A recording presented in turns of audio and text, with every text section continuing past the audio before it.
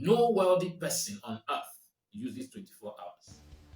Yes. Now, you see, we have to understand that everything God gives us is a seed, including time. Time is a seed. When you look at 24 hours that you have, everybody has it. I want to ask you a question.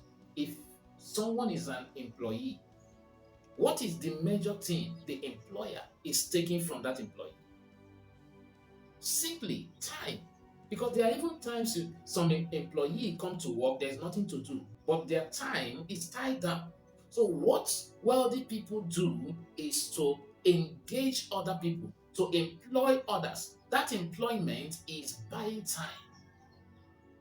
And they don't even do much. They have seen the need, okay? They will now hire your time to produce the solution and sell to the one who needs it and get paid. Then they are paying you and they are paying themselves.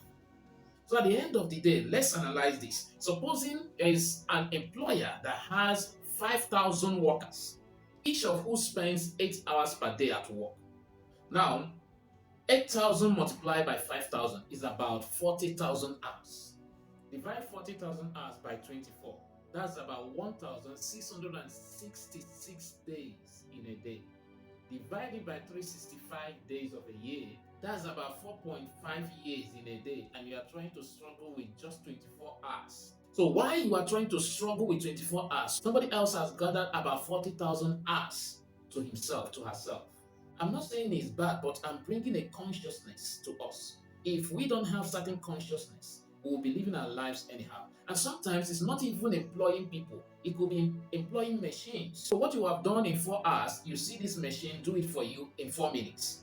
You have employed because that machine behind it is a human being who has produced it. We have to learn how to take advantage of time. There are two things I've said here. One is become an employer. That's one. Secondly, don't only employ people, employ technology. It will help you. It will help you to take advantage of time.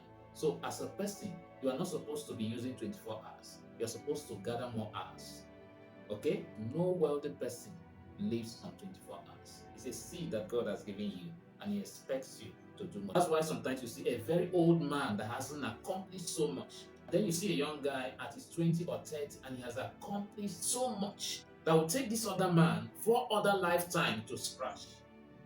I'm Onyi Nnebedum. This is Thought Mining segment. See you on the next episode.